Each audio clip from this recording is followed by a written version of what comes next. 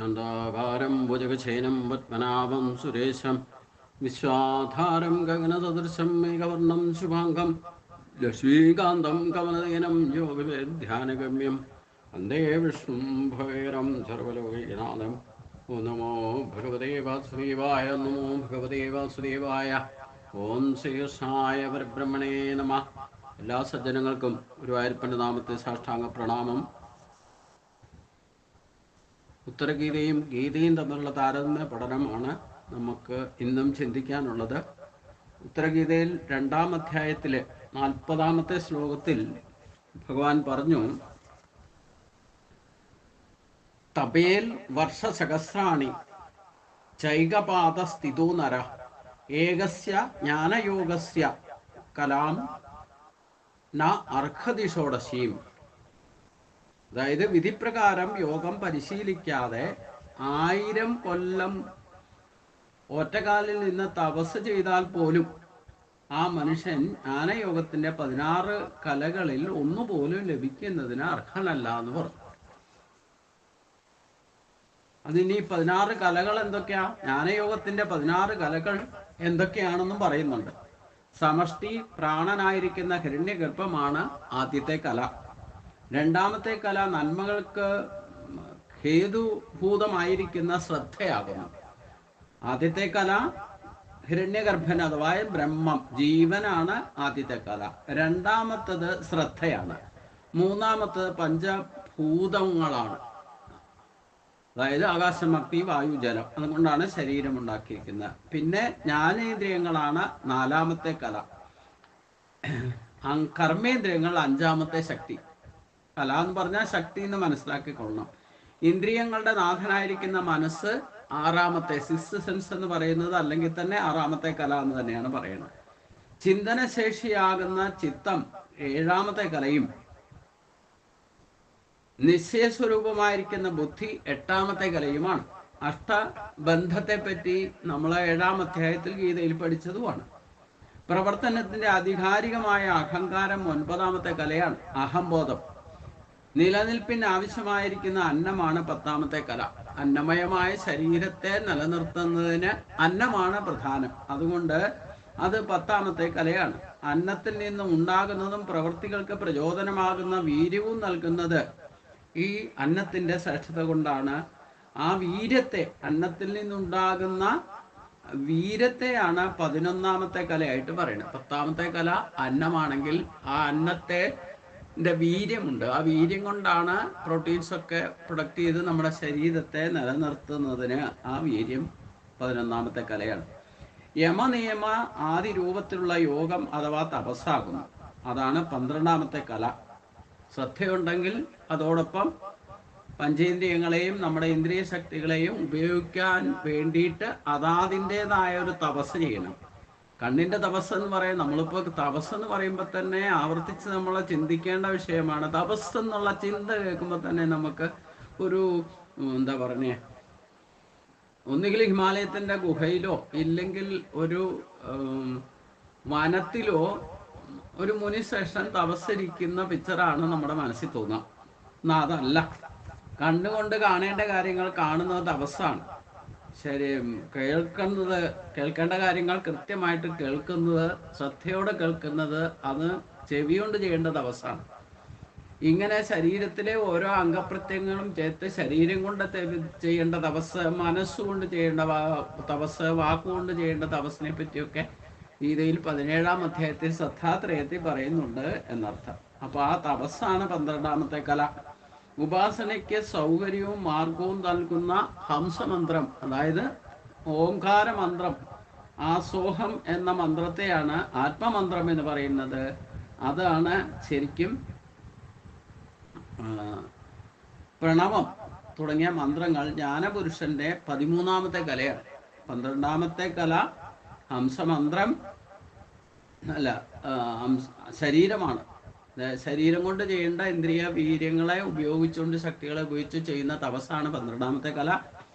13-ാമത്തെ കല പ്രണവമന്ത്രമാണ്. അതായത് ആത്മമന്ത്രം, ഹംസമന്ത്രം എന്നൊക്കെ അതിന് പേരുണ്ട്. ഓംകാര സ്വരൂപം, അത് 13-ാമത്തെ കല. ആസന പ്രാണായാമ ധാരണ സമാധികളാകുന്ന കർമ്മയോഗങ്ങൾ 14-ാമത്തെ അഷ്ടാംഗ യോഗം എന്ന് തന്നെ പറയാം. അത് 14-ാമത്തെ കലയാണ്. കർമ്മങ്ങളുടെ ഫലഭൂതങ്ങളായിരിക്കുന്ന ലോകങ്ങൾ 15-ാമത്തെ കലയാണ്. ലോകങ്ങൾക്ക്, അതായത് കർമ്മങ്ങളുടെ ഫലഭൂതങ്ങളായിരിക്കുന്ന ലോകങ്ങൾ, ഗഹനമായിരിക്കുന്ന കർമ്മങ്ങൾ അനുസരിച്ചാൽ അതാതിൻ്റെതായ കൃത്യമായിട്ട് ഫലം, നമ്മുടെ ചിന്ത, വാക്ക്, പ്രവൃത്തി, ഇതിനെല്ലാം ഫലമുണ്ട്. നമ്മൾ ഫലം ഇച്ഛിക്കാതെ ചെയ്താലും വേണ്ട, പ്രകൃതി അതിന് ഫലം തരും. ആ ഫലത്തെ പ്രദാനം ചെയ്യുന്ന ഒരു ലോകമുണ്ട്. ആ ലോകത്തെ 15-ാമത്തെ കല എന്ന് പറയുന്നു. ഇനി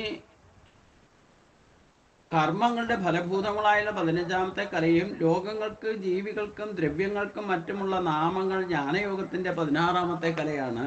ഏറ്റവും വലിയ ശ്രേഷ്ഠമായ കല എന്ന് പറയുന്നത് ആത്മജ്ഞാനം അഥവാ ബ്രഹ്മജ്ഞാനം ലഭിക്കലാണ്. അത് 16-ാമത്തെ കല. ഈ വിധമാണ് 16 കലകളെ പറ്റി 40-ാമത്തെ ശ്ലോകത്തിൽ 2-ാം അധ്യായത്തിൽ പറഞ്ഞത്.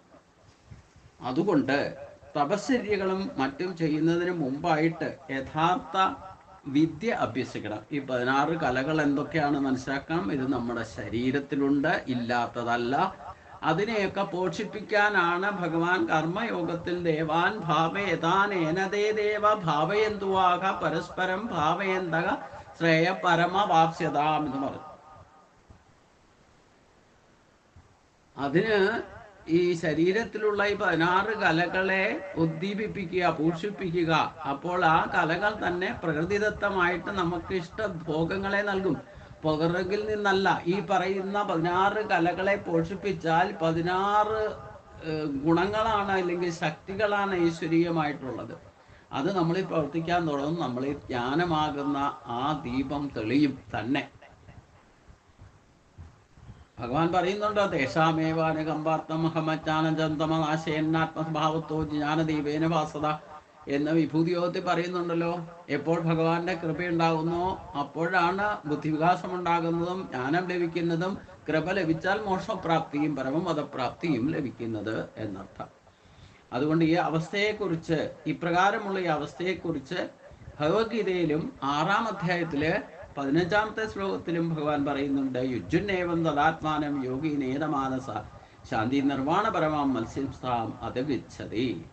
മനസ്സിനെ അന്യവിഷയങ്ങളിലേക്ക് വിടാതെ സദാസമയം പരമാത്മാവായ എന്നിൽ തന്നെ ഉറപ്പിച്ചു കൊണ്ടാണ് യോഗി വിദ്യ പരിശീലിക്കുന്നത്.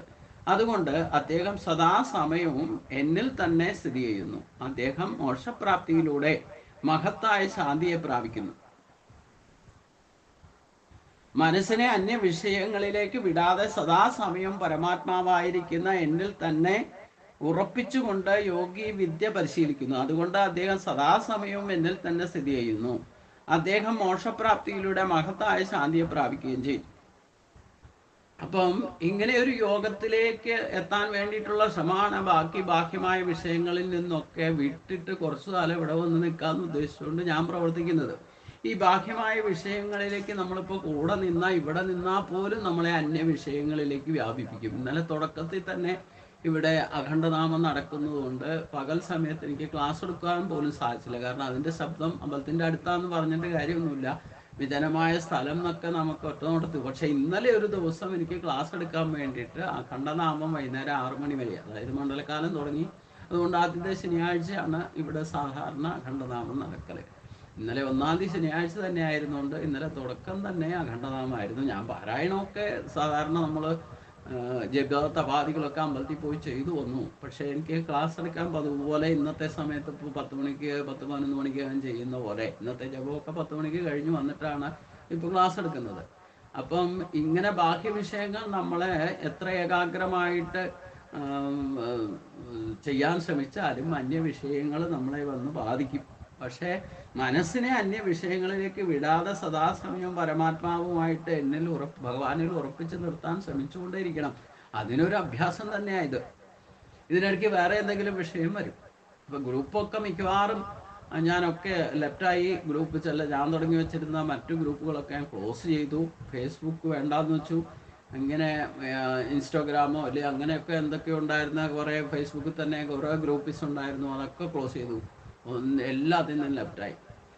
എന്നിട്ട് ഒന്ന് രണ്ട് നിലനിർത്തേണ്ടതായിട്ടുള്ള ഇമ്പോർട്ടൻസ് തോന്നിയ ചില ഗ്രൂപ്പൊക്കെ ഉണ്ട് തന്നെ. അപ്പോൾ പന്നിയൂർ ഗ്രാമത്തിൽ തന്നെ ഒരു ഗ്രൂപ്പൊക്കെ ഉണ്ട്. പക്ഷെ അതിലാരോ ഇന്നലെ ഒരു കമൻ്റ് ഇട്ടു, ഈ ഭക്തി ഭജനം എന്ന് പറയുന്നത് ഇങ്ങനെ കൊട്ടിഘോഷിച്ചിട്ട് ചെയ്യേണ്ട കാര്യമാണോ? നമ്മൾ എന്തെല്ലാം കാര്യങ്ങളാണ് കൊട്ടിഘോഷിച്ചുകൊണ്ട് ചെയ്യുന്നത്. ആ കൊട്ടിഘോഷിച്ച് ചെയ്യുന്ന കൊണ്ട് നമുക്ക് താൽക്കാലിക ഫലം കിട്ടും, ശ്രേയസ്സിലേക്ക് എത്താറുണ്ടോ? ഞാൻ എന്തിനാ ഇത് എല്ലാവരോടും, ബന്ധുക്കളോടും നിങ്ങളോടും സുഹൃത്തുക്കളോടും ഒക്കെ ചെയ്തത്? ഇങ്ങനെ കലിയുഗത്തിലും ഇങ്ങനെ ചില കാര്യങ്ങളൊക്കെ മനുഷ്യരെ കൊണ്ട് ചെയ്യാൻ സാധിക്കും എന്നുള്ളത് മനസ്സിലാക്കണം. അപ്പം അല്ലാതെ ചിലർ, ഞാൻ പറഞ്ഞല്ലോ, ബന്ധുക്കളുടെ അടുത്ത് പോകുമ്പോൾ ചിലർ എന്തിൻ്റെ സുഖേടാന്നൊക്കെ ചോദിച്ചവരുണ്ട്. അതേപോലെ ഒരു സുഖേട് ഇതുമാണ്. അപ്പോൾ വെറുതെ ചിലത് ഇതൊന്നും ചെയ്യാൻ സാധിക്കാതെ ഇരിക്കുന്നവർക്ക് കുറച്ച് ജലസിയൊക്കെ ഉണ്ടാവും. അപ്പോൾ ഇങ്ങനെ അഭിപ്രായം എന്തെങ്കിലുമൊക്കെ പറയും. അപ്പം എന്നാൽ അവർ ഒരു ദിവസം പോലും, ഈ പറഞ്ഞ ആള് ഒരു വനിത തന്നെയാണ്, ബ്രാഹ്മണകുലത്തിൽ ജനിച്ച ആളാണ്, ഞാൻ പേരൊന്നും പറയുന്നില്ല, എന്തായാലും ഗ്രാമത്തിൽപ്പെട്ട ആളാണ്. ഒരു ദിവസം പോലും, ഞാൻ 22 വർഷമായിട്ട് ഈ പാർട്ടിയെ ഈ അമ്പലത്തിൽ ഒരു ദിവസം പോലും കണ്ടില്ല. ഇവിടുത്തെ എത്രയോ യോഗങ്ങൾ, ആദ്യ ഗ്രാമത്തിൽ നിന്ന് മറ്റൊരു ഗ്രാമത്തിലേക്ക് വിവാഹം കഴിച്ചു കൊടുത്തു കഴിഞ്ഞാൽ പിന്നെ ഇവിടെയുള്ള യോഗങ്ങൾക്കോ ഇല്ല കാര്യങ്ങൾക്കോ ഒന്നും അവരെ വിളിക്കാറില്ല. എന്നാലും വെറുതെ ഗ്രൂപ്പിൽ ആരാ ചേർത്തേന്ന് അറിയില്ല, എന്നിട്ട് വെറുതെ ഇങ്ങനെ കമന്റ് ചെയ്യുക. അപ്പോൾ യഥാർത്ഥത്തിൽ നമ്മൾ ബാക്കി വിഷയങ്ങളെ കാര്യം ഇതിൽ പെട്ട ആളാണ്, ഗ്രാമത്തിൽപ്പെട്ട ആളാണ്, എന്നിട്ടും അവർ മനസ്സിലാക്കാതെ ഇങ്ങനെയൊക്കെ കമന്റ് ചെയ്യുന്നു. അതിനൊന്നും ഞാൻ മറുപടി കൊടുക്കാൻ പോയില്ല. പക്ഷേ മറുപടി കൊടുക്കേണ്ടവർ ഗ്രാമത്തിൽ തന്നെ ഉള്ളവർ അതിന് മറുപടി കൊടുത്തിട്ടുണ്ട്. പക്ഷെ ഞാൻ പറഞ്ഞത് എന്താണെന്ന് വെച്ച് കഴിഞ്ഞാൽ, ചെറിയ വിഷയമാണെങ്കിലും നമ്മുടെ മനസ്സിനെ ബാധിക്കും. രാത്രി മുഴുവൻ അത് തന്നെ ചിന്ത. ഈ ഗ്രാമത്തിലുള്ളവർക്ക് പോലും ഈ 22 വർഷമായിട്ടും എന്നെ ശരിക്കും മനസ്സിലാക്കാൻ സാധിച്ചില്ലല്ലോ എന്നായിരുന്നു എൻ്റെ ചിന്ത. നമ്മൾ ഈ ദേഹബുദ്ധി അല്ലെങ്കിൽ ദേഹത്തോടു കൂടി ഇരിക്കുമ്പോഴൊക്കെ ഇങ്ങനെയുള്ള അന്യ വിഷയങ്ങൾ നമ്മളെ വന്ന് ബാധിക്കണ്ടെന്ന് വിചാരിച്ചാലും വേണ്ടില്ല, ചിലതൊക്കെ ബാധിക്കും. കാരണം നമ്മൾ ഇതൊന്നും അന്യമല്ല. കാരണം ഈ ദേഹബോധം ഉള്ളിടത്തോളം കാലം ഇത്തരത്തിൽ ചിന്തകളോ മറ്റുള്ളവരുടെ വാക്കുകളോ അഭിപ്രായങ്ങളോ ഒക്കെ നമ്മളെ ബാധിക്കാതിരിക്കാൻ സാധ്യതയില്ല. നമ്മൾ എത്ര വേലി കെട്ടി നിർത്താനൊന്നും പറ്റില്ലല്ലോ. നമ്മുടെ ഈ ചിന്ത എന്ന് പറയുന്ന ഏത് തരത്തിലാണ് വന്ന് ബാധിക്കുന്നത്? ശരീരത്തിന് എന്തെങ്കിലും ഒരു മുറിവോ ഒരു അസ്വസ്ഥതയോ ഇതിനിടയ്ക്ക് പറ്റിയാലും ആ മുറിവിലേക്ക് ശ്രദ്ധ പോയി കഴിഞ്ഞാൽ നമ്മൾ അന്യവിഷയമായല്ലോ. അത് നമ്മൾ സദാസമയം ഏത് സമയവും ഭഗവാനെ വിചാരിക്കാന്ന് പറയുന്നത് അത് അത്ര എളുപ്പമൊന്നുമല്ല. അതിനൊരു ശ്രമം മാത്രമാണ്. ഇത് എത്രമാത്രം സാധിക്കുന്നുള്ളത് നമ്മൾ അനുഭവങ്ങളിൽ നിന്ന് പഠിക്കണം എന്നർത്ഥം. ഒരുവിധമൊക്കെ അതിൽ നിന്ന് ഏകദേശം 50%-ന് 60% വരെയൊക്കെ ഞാൻ മറ്റ് വിഷയങ്ങളിലൊക്കെ ഇടപെട്ടാലും അതിലൊക്കെ നിസ്സംഗഭാവത്തിൽ നിൽക്കാൻ പഠിച്ചു. പക്ഷെ ചില കാര്യങ്ങൾ, ചിലരുടെ വാക്കുകൾ, ചിലർ അവർ നല്ലത് ഉദ്ദേശിച്ചുകൊണ്ടാണ് നമ്മൾ എന്തെങ്കിലും ചെയ്യുക, പറയുന്നതും അതെ, പ്രവർത്തിക്കുന്നതും അതെ. നമുക്ക് ലോക നന്മയ്ക്ക് വേണ്ടിയിട്ട് എന്തൊക്കെ ചെയ്യാൻ പറ്റും മറ്റുള്ളവരും പലരും ചെയ്തിട്ടുണ്ട്. അപ്പം ഈ തുലനം ചെയ്യല് അതേപ്പറ്റി ശരിക്ക് അവബോധമില്ലാത്തത് കൊണ്ടാണെന്ന് നമ്മൾ മനസ്സിലാക്കിയിട്ട് ഇത്തരം വിഷയങ്ങൾ വന്നാലും നമ്മളെ ബാധിക്കാത്ത വിധത്തിൽ നമ്മൾ പെരുമാറണം എന്നുള്ളത് സത്യമാണ്. അന്യ വിഷയങ്ങൾ ബാധിക്കാതിരിക്കാൻ മനസ്സിനെ പോലും ബാധിക്കരുത്. നമ്മൾ പ്രവൃത്തി കൊണ്ടൊന്നും ബാധിക്കുന്നില്ല. അടങ്ങി ഒതുങ്ങി മറ്റ് പുത്രധാരാദി ബന്ധങ്ങളൊക്കെ വിട്ടിട്ട്, വീട് പോലും വിട്ടിട്ട് ഉപേക്ഷിച്ച് ഇവിടെ വന്ന് നിൽക്കുക. പക്ഷെ എന്നാലും ഈ മനസ്സിനെ ബാധിക്കുന്ന അന്യ വിഷയങ്ങൾ എന്ന് പറഞ്ഞാൽ പലതരം വിഷയങ്ങളുണ്ട്. മാത്രമൊന്നുമല്ല. നല്ല അഭിപ്രായം പറഞ്ഞാലും ചീത്ത അഭിപ്രായം പറഞ്ഞാലും ഒക്കെ നമ്മുടെ മനസ്സിനെ ബാധിക്കും. നല്ല അഭിപ്രായം, നിങ്ങൾ ആരെയും നല്ല അഭിപ്രായം പറഞ്ഞാൽ പലരും ആശീർവാദങ്ങളും അനുഗ്രഹങ്ങളും ഒക്കെ തന്നിട്ടുണ്ട്. 90%-ഉം പോസിറ്റീവാണ്. പക്ഷേ 1% ഒന്നോ 2% എന്ന് പറഞ്ഞാൽ 1-2 വ്യക്തി, മനുഷ്യാണാം സഹസ്രേഷു കച്ചില്യതേ എന്ന് പറഞ്ഞ പോലെ ഈ മനസ്സിനെ വിഷയങ്ങളിലേക്ക് നമ്മളെ ബാധിപ്പിക്കുന്ന വിധത്തിൽ പെരുമാറുന്നവരുടെ 1,00,000 പേരുടെ ഇടയ്ക്ക് ഒരാൾ ഉണ്ടായിരുന്നാൽ മതി, അതിൻ്റെ നെഗറ്റീവ് പോലും നമ്മളെ ബാധിക്കും. നമ്മളെന്നല്ല, അവിടെ കൂടി നിൽക്കുന്ന എല്ലാവരെയും ബാധിക്കും. ഇപ്പം അഖണ്ഡനാമം നടക്കുകയാണ്, എല്ലാവരും ഇരുന്ന് ജപിക്കുന്നു. ഇതിനിടയ്ക്ക് ഒരാൾ പോയിട്ട് എന്തെങ്കിലും അസ്വസ്ഥത അവിടെ ഡിസ്റ്റർബ് ചെയ്ത് കഴിഞ്ഞാൽ ആ ജപിക്കുന്നവരെയൊക്കെ ബാധിക്കുമല്ലോ. ഇതൊക്കെ അന്യ വിഷയങ്ങളാണ്. നമ്മൾ ഉദയാസമനം അഖണ്ഡനാമം തീരുമാനിച്ചുകൊണ്ട് നാമം ജപിക്കുകയോ ഇല്ലേ പാരായണം ചെയ്യുകയോ ഒക്കെ ചെയ്യുമ്പം, ഞാനിപ്പോൾ മണ്ഡപത്തിൽ പോയിരുന്നു, അമ്പലത്തിനകത്ത് പോയിരുന്നു പാരായണം ചെയ്യുമ്പോഴും, ഇന്ന് ഞായറാഴ്ച, ഇന്നലെ അതേ, ഇന്നും അതേ, ഭയങ്കര തിരക്കാം. അപ്പൊ ഇതിനിടയ്ക്ക് നമ്മൾ ജപിച്ചുകൊണ്ടിരിക്കുമ്പം നമ്മുടെ കണ്ണും കാതും ഒക്കെ ചിലപ്പോൾ പുറത്തേക്ക് പോകും. ഇത് ജപിച്ചുകൊണ്ടിരിക്കുന്നുണ്ടാവും യാന്ത്രികമായിട്ട്. ആണപ്പടം പിടിച്ചു വെച്ചിരിക്കുന്നതുകൊണ്ട് കുറേയൊക്കെ ശ്ലോകങ്ങൾ ചൊല്ലാനൊക്കെ നമുക്ക് തന്നെ വരും. പക്ഷെ ഇതിനിടയ്ക്ക് കണ്ണും മൂക്കും ചെവിയും ഒക്കെ അന്യ വിഷയങ്ങളിലേക്ക് പോകാനിട വരും. എത്രയായാലും നമ്മൾ അടച്ചിരിക്കലല്ലോ. ഇപ്പോൾ ഗുരുവായൂരെക്കാളും ഡിസ്റ്റർബൻസ് കുറവാണല്ലോ ഉദ്ദേശമുണ്ടായി ഇവിടെ ഭജനാക്കിയത്. പക്ഷേ ഇവിടെ ഇപ്പൊ തിരക്ക് തുടങ്ങിയപ്പം ഇതാണ് ജനക്കൂട്ടത്തിൽ പെടാതിരിക്കാൻ ശ്രദ്ധിക്കണമെന്ന് ഭഗവാൻ ഭക്തിയോഗത്തിൽ കൃത്യം പറയുന്നുണ്ട്. ഇതൊക്കെ നമുക്ക് അന്യ വിഷയങ്ങളാണ്.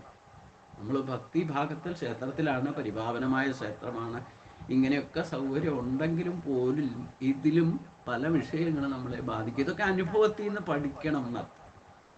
നമ്മൾ ഗഹാതുരത്വത്തിൽ നിന്ന് വിട്ടുവിടെ വന്നാൽ അതൊന്നും നമ്മളെ ബാധിക്കാതെ ആരോടും മിണ്ടാതെയൊക്കെ ഇരിക്കണം എന്ന് വിചാരിച്ച് 90% ആരും എന്നോട് ഞാൻ ഒന്നും അങ്ങോട്ട് പോയി സംസാരിക്കാറില്ല. എന്തൊക്കെ വിചാരം കണ്ടാലും ഒന്ന് ചിരിക്കും, ഇല്ലെങ്കിൽ ഒരു നമസ്കാരം പറയുന്നല്ലാതെ വർത്താനം ഒന്നും പറയില്ല നിവൃത്തിയുള്ളിടത്തോളം. ഇപ്പോൾ വരുന്ന വഴി പലരും ചോദിക്കും, ഇനി എത്ര ദിവസം ഉണ്ട് ഇവിടെ, കുറച്ച് ദിവസം ഉണ്ടോ, ഇങ്ങനെയൊക്കെ ചോദ്യങ്ങൾ ഇങ്ങനെ പല വിധത്തിൽ വരും. അപ്പൊ ഇതൊക്കെ നമ്മൾ വിഷയങ്ങളായിട്ട് നിവൃത്തിയുള്ളിടത്തോളം മൗനം പാലിക്കണം എന്ന് വിചാരിച്ചുകൊണ്ട് ഇതിനകത്തേക്ക് മഠത്തിലേക്ക് വന്നു കഴിഞ്ഞാൽ പിന്നെ ആരുമില്ല.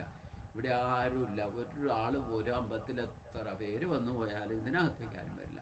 പക്ഷെ ഇന്നലെ ഗുരുവായൂരുന്ന് വായിക്കുന്ന ഒരാൾ കണ്ടു കഴിഞ്ഞപ്പോൾ അദ്ദേഹം കുട്ടികളും കുടുംബവും ഒക്കെ ആയിട്ടാണ് അമ്പലത്തിൽ ദർശനത്തിൽ ഇടയ്ക്കിടയ്ക്ക് വരാറുണ്ടെന്നൊക്കെ പറഞ്ഞു. അപ്പോൾ ഇവിടെ മഠത്തിലാ താമസിക്കുന്നത്, ഇങ്ങനെ ഒരു മഠം കൂടെ ഉണ്ടോ എന്ന് ചോദിച്ചുകൊണ്ട് അദ്ദേഹം കുടുംബസഹിതം ഇവിടെ വന്നു. അപ്പം ഇങ്ങനെയൊക്കെ ചിലർ വിസിറ്റും ഉണ്ടാവും. ഇതൊക്കെ ബാഹ്യ വിഷയങ്ങളാണ്. പക്ഷേ നമുക്ക് ഇങ്ങനെ ഓരോ ഗുരുവായൂരെന്ന് പരിചയപ്പെട്ട ഒന്നുമില്ലൊരു നിമിത്തം ഞാനിതിനെ പോസിറ്റീവായിട്ട് കാണുന്നത്, ഗുരുവായൂരപ്പൻ്റെ അനുഗ്രഹം കിട്ടി, ഒരാൾ ഗുരുവായൂരിന്ന് ഇവിടെ വന്നല്ലോ കുടുംബസഹിതം. അപ്പോൾ അതുകൊണ്ട് ഇങ്ങനെയുള്ള ചില കാര്യങ്ങളൊക്കെ നമ്മൾ ഇങ്ങനെ നെഗറ്റീവ്സ് ഉണ്ടായാലും അതിനെ പോസിറ്റീവായിട്ട് ചിന്തിക്കാൻ ശ്രമിക്കുമ്പോൾ അത് നമ്മളെ ബാധിക്കാതിരിക്കും. ഞാൻ പറഞ്ഞല്ലോ, ഇന്നലെ ആരോ പ്രതികരിച്ചത് ഇതേപോലെ ആയാലും ഞാൻ വേണ്ടിയില്ല, ഞാനൊന്നും പ്രതികരിക്കാൻ പോയില്ല. അറിവില്ലാത്തത് നമ്മളെ പറ്റി ശരിക്കും അറിയാൻ മേലാത്തവർ എന്തെങ്കിലുമൊക്കെ ബാഹ്യമായിട്ട് ചിന്തിച്ച് എന്തെങ്കിലുമൊക്കെ പറയും. അതൊന്നും പ്രശ്നമാക്കണ്ട. പക്ഷെ അതിന് മറുപടി കൊടുക്കേണ്ടവർ കൊടുത്തിട്ടുണ്ട്. ഗ്രൂപ്പിൽ തന്നെ ഉള്ളവർ ബ്രാഹ്മണർ തന്നെ നല്ലോണം മറുപടി കൊടുത്തിട്ടുണ്ട്. അത് മതി, നമ്മൾ പ്രതികരിക്കാൻ പോകണ്ട. ഇങ്ങനെയൊക്കെ ഇതൊക്കെ ഞാൻ പറഞ്ഞ എന്തിനാന്ന് ചോദിച്ചു കഴിഞ്ഞാൽ, ഈ യോഗാവസ്ഥയിലേക്ക് നമ്മളേക്ക് പോകുമ്പം ആധ്യാത്മികമായിട്ടോ ഭൗതികമായിട്ടോ പലതരം സംസാര വിഷയങ്ങൾ നമ്മളിലേക്ക് വരും. അതുകൊണ്ട് മനസ്സിനെ ഈ വിഷയങ്ങളെ ഒന്നും അകത്തേക്ക് വിടാതെ സദാസമയവും പരമാത്മാവായ ഭഗവാനിൽ തന്നെ ഉറപ്പിച്ചുകൊണ്ട് യോഗവിദ്യ പരിശീലിക്കണം, യോഗവിദ്യ പരിശീലിക്കണം.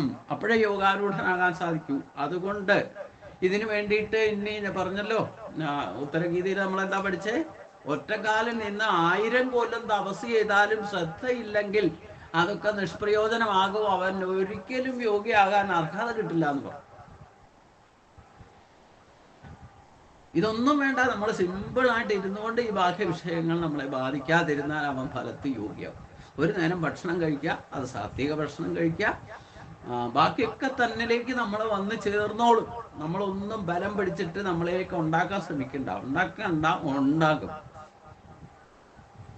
അതാണ് ശ്രദ്ധിക്കേണ്ട ഒരു കാര്യം എന്നർത്ഥം. അതുകൊണ്ട് ആ തരത്തിൽ പരിശീലിക്കുന്ന ഒരാൾ സദാസമയവും ഭഗവാനിൽ തന്നെ സ്ഥിതി ചെയ്യുന്നവനാണ്. നമ്മൾ ഭഗവാനിൽ തന്നെയാണ് സ്ഥിതി ചെയ്യുന്നത്. ആകാശരൂപേണ ആകാശമാകുന്ന കോട്ടയുടെ ഉള്ളിലല്ല നമ്മളല്ലേ ഇരിക്കുന്നത്. അപ്പോൾ അതുകൊണ്ട് അത് ഭഗവാനാണെന്ന് പറഞ്ഞു. ആകാശം തന്നെ ഭഗവാൻ അവ്യക്ത സ്വരൂപനായിട്ടിരിക്കുന്നതാണ്. ആ വായു, ആകാശത്തിൽ വായു നിറഞ്ഞു നിൽക്കുന്ന പോലെയാണ് ഈ സകല ചരാചരങ്ങളും നിറഞ്ഞു നിൽക്കുന്നത്. അപ്പോൾ ഭഗവാനിൽ തന്നെയാണ് നമ്മൾ ഫലത്തിൽ സ്ഥിതി ചെയ്യുന്നത്. അദ്ദേഹം ആ ശക്തി തന്നെയാണ് നമ്മളെ മോക്ഷപ്രാപ്തിയിലേക്ക് നയിക്കുന്നത്. അവിടെ ഈ ഒരു സത്യത്തെ മനസ്സിലാക്കിയാൽ നമുക്ക് ശാന്തമായിട്ട് ഈ ആകാശമാകുന്ന ഭഗവാന്റെ കോട്ടയ്ക്കുള്ളിൽ തന്നെ നമുക്ക് ഈ പറയുന്ന ബാഹ്യ വിഷയങ്ങളൊന്നും ബാധിക്കാതെ, കോട്ടയ്ക്കകത്ത് പല വിഷയങ്ങളുണ്ട്, എന്നാലും അതൊന്നും ബാധിക്കാതെ നമുക്ക് സ്വസ്ഥനായിട്ട് ശാന്തമായിട്ട് ഇരിക്കാൻ സാധിക്കും എന്ന് പറഞ്ഞു. വീണ്ടും ഭഗവാൻ തന്നെ 6-ാം അധ്യായത്തിൽ 16-ാമത്തെ ശ്ലോകത്തിൽ പറയുന്നുണ്ട്, നാത്യസ്തനസ്തു ലോകോ അസ്തി നൈ ജൈകാന്ത മനസ്നത നാ ചാതി സ്വപ്നശീലത ജാഗ്രതോ നൈവജാർജുന. അല്ലയോ അർജുന, യോഗ നിയമത്തിലെ ചില പ്രത്യേകതകൾ മനസ്സിലാക്കിയാലും അധികം ഭക്ഷിക്കുന്നവന് യോഗം ലഭിക്കുന്നതല്ല. അതേപോലെ തന്നെ അല്പം പോലും ഭക്ഷിക്കാതിരിക്കുന്നത് കൊണ്ടും യോഗം ലഭിക്കുന്നതല്ല.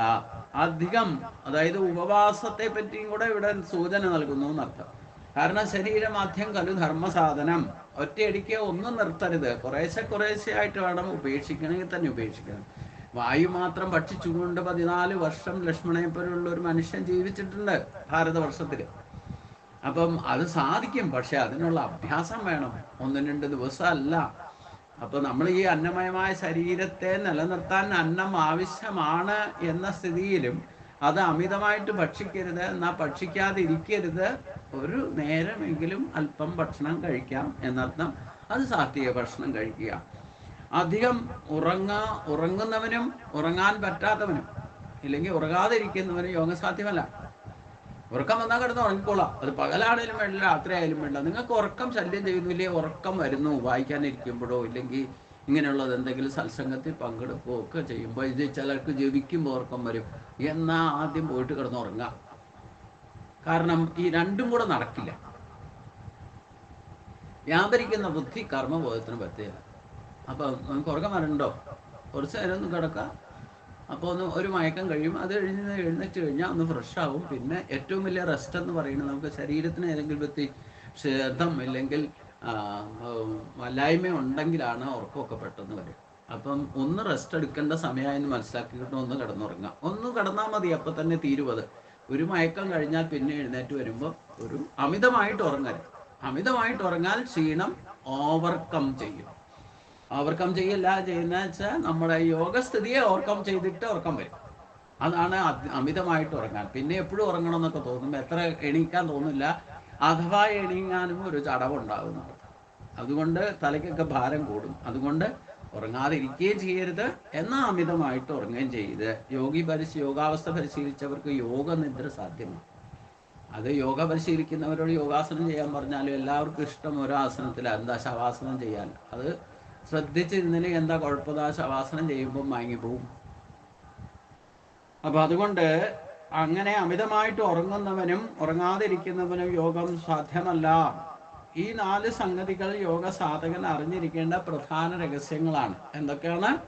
ഒന്ന്, ആഹാരം അമിതമായിട്ട് കഴിക്കരുത്, കഴിക്കാതിരിക്കരുത്. ഉറങ്ങാതിരിക്കരുത്, അമിതമായിട്ട് ഉറങ്ങരുത്. അമിതമായിട്ട് പ്രവർത്തിക്കരുത്, എന്നാ പ്രവർത്തിക്കാതിരിക്കരുത്. ഇങ്ങനെയുള്ള ചില കാര്യങ്ങൾ ശ്രദ്ധിക്കണം എന്നർത്ഥം.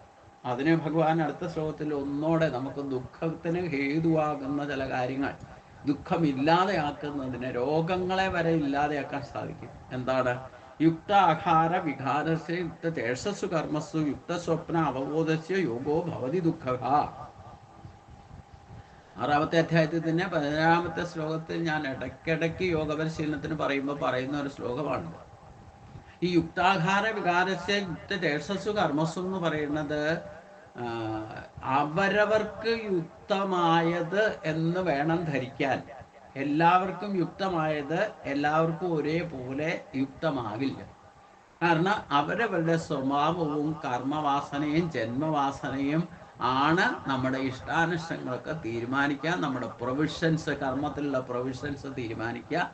അതുകൊണ്ട് അവരവർക്ക് ഈ യോഗയൊക്കെ പരിശീലിക്കുമ്പോഴും ഭക്തിയിലേക്ക് വരുമ്പോഴും നമ്മൾ അവരവരുടെ പ്രൊവിഷൻ തിരഞ്ഞെടുക്കണം എന്ന് പറയുന്നത് നമ്മുടെ ഇച്ഛാശക്തിയായിട്ട് തന്നെ പുറത്തു വരും. 2-3 വയസ്സ് വരെയൊക്കെ ഉള്ളൂ. അച്ഛനും അമ്മയും അവിടെയൊക്കെ നിസ്സംഗഭാവത്തിൽ നിഷ്കളമായിട്ടാണ് നിൽക്കുക. 3 വയസ്സ് കഴിഞ്ഞു കഴിഞ്ഞാൽ പ്രതികരിക്കാൻ തുടങ്ങും. ഒരു ഭക്ഷണം കൊടുത്താലും കുട്ടി അത് ഇഷ്ടമല്ലെങ്കിൽ അതിന് മുമ്പ് തന്നെയൊക്കെ തുടങ്ങും. ചിലതൊക്കെ പാല് കൊടുത്താലും വേണ്ടില്ല, ഇല്ലെങ്കിൽ പുളിയുള്ളത് കൊടുത്താലും വേണ്ടില്ല, എരിവുള്ളത് കൊടുത്താലും വേണ്ടില്ല, പ്രതികരിക്കാനൊക്കെ തുടങ്ങും. ശരിക്കും സ്ഥായിയായിട്ടുള്ള സ്വഭാവം പ്രകടമാകുന്നത് 3 വയസ്സിന് ശേഷം. അപ്പൊ തൊട്ട് ഇച്ഛാശക്തി ഉണരാൻ തുടങ്ങും. ഇച്ഛാശക്തി എന്ന് പറയുന്ന പൂർവ്വജന്മ വാസനാബലത്താൽ ഉണ്ടാകുന്ന സംസ്കാരം നമ്മൾ ക്രിയേറ്റ് ചെയ്ത് അതുകൊണ്ടാണ് സഞ്ചിത കർമ്മമായിട്ട് വന്നിരിക്കുന്നത്. അതുകൊണ്ട് നമ്മുടെ വസ്ത്രം തിരഞ്ഞെടുക്കുന്നതിലായിക്കോട്ടെ, നടപ്പിലും വെടുപ്പിലായിക്കോട്ടെ, ആഹാരവിഹാരാദികളായിക്കോട്ടെ, ഒക്കെ അവരവരുടെ ഇഷ്ടമനുസരിച്ചുള്ളത് സെലക്ട് ചെയ്ത് അത് തന്നെ സ്വീകരിക്കണം എന്നാണ് പറയുന്നത്. അതാണ് യുക്ത ആഹാരം വരെ അങ്ങനെയാണ്. ചിലർക്ക് കാപ്പിയാണ് ജന്മനാൽ ഇഷ്ടം, ചിലർക്ക് ചായയാണ്, ചിലർക്ക് ഇത് രണ്ടും ഇഷ്ടമല്ല, ചിലർക്ക് പാലാണ് ഇഷ്ടം. ഇങ്ങനെ ആ യുക്ത ആഹാരം എന്ന് പറഞ്ഞാൽ അത് സ്വഭാവം അനുസരിച്ച് വാസനാബലമായിട്ട് നിങ്ങൾക്ക് സ്വഭാവത്തിൽ പ്രകടമാകും. അത് തന്നെ സ്വീകരിക്കണം. അല്പാഹാരം എന്ന് പറഞ്ഞാലും അമിതമായിട്ട് ആഹാരം കഴിക്കരുത്, കഴിക്കാതിരിക്കരുത് എന്ന് പറയുമ്പോൾ ഈ ആഹാരം എന്ന് പറയുന്നത് സ്വീകരിക്കുന്നത് അവരവർക്ക് യുക്തി സഹജമായിട്ട് വേണം. ഈ ആഹാരം എന്ന് പറഞ്ഞാൽ നമ്മൾ കഴിക്കുന്ന ഭക്ഷണം മാത്രമല്ല എന്നുകൂടി ഞാൻ സൂചിപ്പിച്ചിട്ടുണ്ട്. കണ്ണിന്റെ ആഹാരം കാഴ്ചകളാണ്. അതും അവരവർക്ക് യുക്തമായതേ കാണാവുള്ളൂ, കേൾക്കാവുള്ളൂ. അങ്ങനെ ചെവിയുടെ ആഹാരമാണ് കേൾവി. നാക്കിന്റെ ആഹാരമാണ് ഈ പറയുന്ന ശരീരപോഷണത്തിന് വേണ്ട ആഹാരം. ഗന്ധം അതും മൂക്കിന്റെ ആഹാരമാണ്. സ്പർശനം ത്വക്കിന്റെ ആഹാരമാണ്. അതാണ് ഗീതയിൽ പറഞ്ഞത്, വിഷയാവിനി വർത്തന്തേ നിരാഹാരസ്യ ദേഹിനഃ. അപ്പം നമ്മുടെ ആഹാരം എന്ന് പറയുന്ന കഴിക്കുന്ന ഭക്ഷണം മാത്രമല്ല, ആ എന്തൊക്കെ ഇന്ദ്രിയങ്ങൾക്ക് ആവശ്യമായത് നമ്മൾ സ്വീകരിക്കുന്നോ അതൊക്കെ യുക്താഹാരമായിരിക്കണം. പിന്നെ വിഹാരം എന്ന് പറയുന്നത് എന്താ? വിഹാരം എന്ന് പറയുന്നത് നമ്മൾ ഏതൊക്കെ കർമ്മങ്ങളിൽ വ്യവഹരിക്കുന്നോ നമ്മുടെ ഇച്ഛാശക്തിയെ ഉണർത്തിക്കൊണ്ടായിരിക്കണം ക്രിയാശക്തിയിലേക്ക് ഇറങ്ങുക. ഈ ക്രിയാശക്തിയിലാണ് വ്യവഹാരം നടക്കുക. നമ്മൾ ചിന്തിക്കുന്നത് വ്യവഹാരമാണ്, പറയുന്നത് വ്യവഹാരമാണ്, നമ്മൾ പ്രവർത്തിക്കുന്നത് വ്യവഹാരത്തിൽ പെടുന്നതാണ്. അപ്പം അതായത് ചലനങ്ങൾ ഏതൊക്കെ തരത്തിൽ ചിന്തിക്കുന്നോ, ഏതൊക്കെ തരത്തിൽ പറയുന്നോ, ഏതൊക്കെ തരത്തിൽ പ്രവർത്തിക്കുന്നോ, ഇതാണ് യുക്തമായിട്ടുള്ള വ്യവഹാരങ്ങളിൽ ഏർപ്പെടുന്നത്. അവരവർക്ക് വേണ്ടുന്നത് മാത്രം ചിന്തിക്കാൻ ശ്രമിക്കുക. വേണ്ടാത്തതും ചിലപ്പോൾ അന്യ വിഷയങ്ങളും വന്നു ചേരും. നമുക്ക് വേണ്ട വിഷയങ്ങളെ, ഗുണദോഷങ്ങളെ തിരിച്ചറിയുന്ന അവസ്ഥയാണ് ചിന്തനം. വ്യവഹാരം വ്യർത്ഥമായ ആഹാരമാകാതെ അതിനെ കണ്ടെത്തി ഉപയോഗിക്കണം. അതേപോലെ കാഴ്ചകളായിക്കോട്ടെ, കേൾവികളായിക്കോട്ടെ, അതൊക്കെ നമുക്ക് യുക്തമായിട്ട് ഉപയോഗിക്കാൻ സാധിക്കുന്നതാണ് സൃഷ്ടിയുടെ വ്യവഹാരം. അത് കർമ്മത്തിലാണ് കൂടുതൽ ബാധിക്കുക. പിന്നെ യുക്ത ചേഷ്ടകൾ നമ്മൾ കാണുന്നതും കേൾക്കുന്നു, അതിൽ നിന്നുണ്ടാകുന്ന പ്രതികരണങ്ങളാണ് ചേഷ്ടകൾ എന്ന് പറയുന്നത്. അപ്പം ഒരാൾ ചിരിച്ചാൽ നമ്മൾ അവരോട് ചിരിച്ചു കാണിക്കും, ഒരാൾ മുഖം കോട്ടി കാണിച്ചാൽ നമ്മൾ മുഖം കോട്ടി കാണിക്കും. ഇത് നമ്മുടെ ചേഷ്ടയാണ്. അവരെന്ത് കാണിക്കുന്നോ അതനുസരിച്ചുകൊണ്ട് നമ്മൾ പ്രതികരിക്കുന്നത് ശരീരത്തിന്റെ അംഗപ്രത്യംഗങ്ങളെ കൊണ്ട് ചെയ്യുന്നതൊക്കെ ചേഷ്ടകളാണെന്നാണ്. അപ്പം അതും യുക്തമായിട്ട് ചെയ്യണം. വെറുതെ മറ്റൊരാളെ കാണിക്കാൻ വേണ്ടിയിട്ടോ അല്ലെ മറ്റൊരാളെ ബോധിപ്പിക്കാൻ വേണ്ടിയിട്ടുള്ള ചേഷ്ടകളൊന്നും കാണിക്കണ്ട എന്നർത്ഥം. അത് യുക്തമായിട്ട് ചെയ്യണം എന്നാണ് പറയുന്നത്. ആ കർമ്മങ്ങളിൽ നിന്ന് ചേഷ്ടകൾ ഉണ്ടാകും. കർമ്മത്തിലുണ്ടാകുന്ന സംതൃപ്തി അനുസരിച്ചുകൊണ്ട് ചേഷ്ടകൾ ഉണ്ടാകും. ഇഷ്ടമുള്ള ആഹാരം കഴിക്കുമ്പം അത് മുഖത്ത് പ്രകടമാകും, അത് ചേഷ്ടയാണ്. ഇഷ്ടമില്ലാത്തത് കഴിക്കുമ്പോഴും നമ്മൾ അതനുസരിച്ച് മുഖത്തുള്ള പ്രതികരണമുണ്ടും, അതും ചേഷ്ടയാണ്. അപ്പൊ അതിനനുസരിച്ച് അവിടെ സത്യസന്ധമായിട്ട് പെരുമാറണം നടത്തും. അപ്പൊ ചേഷ്ടയും സത്യസന്ധമായി. യുക്ത സ്വപ്ന അവബോധസ്യ, ഈ സ്വപ്നം കാണുന്നതും നമ്മുടെ പൂർവ്വജന്മാർജിതമായിട്ടുള്ള ഏതെങ്കിലും സംസ്കാരം വാസനാബലത്തിലുള്ള സ്വപ്നങ്ങളായിരിക്കും കാണുക. അപ്പൊ ആ സ്വപ്നങ്ങൾ കാണുമ്പോൾ നമ്മൾ കൃത്യമായിട്ട് ആധ്യാത്മിക മാർഗത്തെ ശ്രമിക്കുമ്പോൾ, ചെയ്യുമ്പോൾ, ഇല്ലേ പ്രവർത്തിക്കുമ്പോൾ, ഭക്തിയിലേക്ക് വന്നാൽ ഒരു 50% മേലെയൊക്കെ നമ്മൾ അപ്ഗ്രേഡേഷൻ കിട്ടിക്കഴിഞ്ഞാൽ നമ്മൾ കാണുന്ന സ്വപ്നങ്ങളും യുക്തമായിട്ടുള്ളതായിരിക്കും. എന്ന് പറഞ്ഞാൽ നമുക്കത് വ്യവഹാരത്തിൽ ഉണർന്നു ജാഗ്രത്തിലും അത് പ്രയോജനപ്പെടുന്ന സ്വപ്നങ്ങൾ കാണും. ഇതാണ് യുക്ത സ്വപ്ന അവബോധ. സ്വപ്നം കാണുന്നത് പോലും അവബോധത്തോടെ ആയിരിക്കണം എന്നാണ്.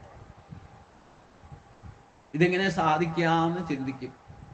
ഒരു കാര്യം ഉറപ്പിച്ചുകൊള്ളൂ, നിങ്ങൾ ദുസ്വപ്നം കണ്ടാലും സൽസ്വപ്നം കണ്ടാലും വേണ്ടില്ല, നിങ്ങൾക്ക് പൂർവജന്മാർജിതമായ കർമ്മവാസനാ ബലത്തിലുള്ള സ്വപ്നങ്ങളെ നിങ്ങൾ കാണൂ.